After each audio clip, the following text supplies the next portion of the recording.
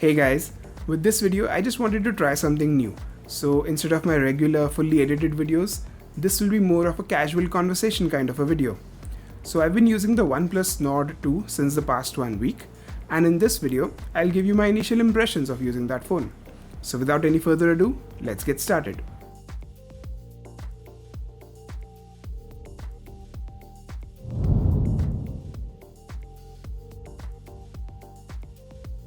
Okay, so I have this Sierra Grey color of the OnePlus Nord 2 with a matte glass back and a glossy metallic plastic frame. Compared to last year's almost generic design, this one looks and feels a lot better.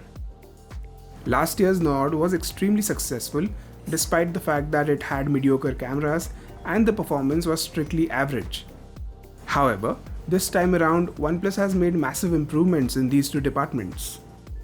The Dimensity 1200 chip inside this Nord scores almost double in benchmarks compared to last year's Nord, and it's noticeable in real-world use as well. The phone feels smoother than ever, all the apps and games open much faster, and there is noticeable improvement in gaming performance as well. Some users and reviewers have complained about the heating and throttling issue, but so far in my testing, I've only noticed that the phone gets warm while gaming, but I've not noticed any kind of throttling even with long gameplay sessions. Coming to cameras, this time around OnePlus has provided a very good sensor for its primary camera, the Sony IMX766. This is a pretty big sensor, and coupled with optical image stabilization, this camera should be able to handle any lighting condition with ease. And my initial test samples look quite promising. Unfortunately, there is also a downgrade in camera capability, especially with the front camera. The selfie camera sensor is pretty much the same as last year, but it has lost its 4K video recording capability as OnePlus has restricted it to 1080p, which is a bit disappointing.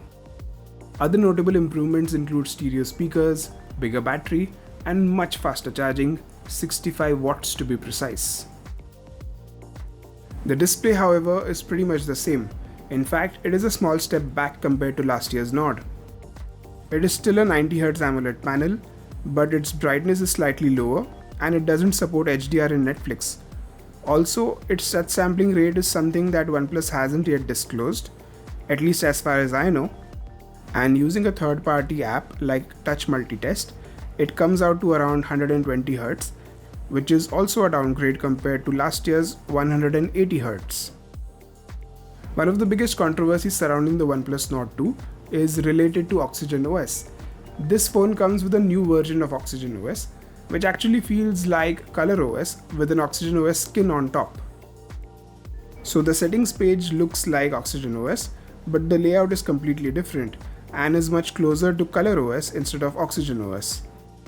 The camera app is a complete ripoff from Color OS, and OnePlus hasn't even bothered to make it look like Oxygen OS camera app. So is this move from OnePlus good or bad? Well, it's too early to say. I'm not a hardcore Oxygen OS fan. I like its clean and simple design aesthetic. I also like the fact that it is completely bloatware free and has a good track record of regular updates.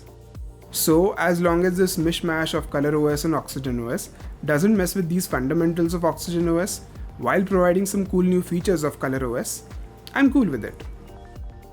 For example, the Nord 2's camera app includes night mode for selfies as well as Pro video mode, both of which are completely missing in the OnePlus 9 Pro camera app.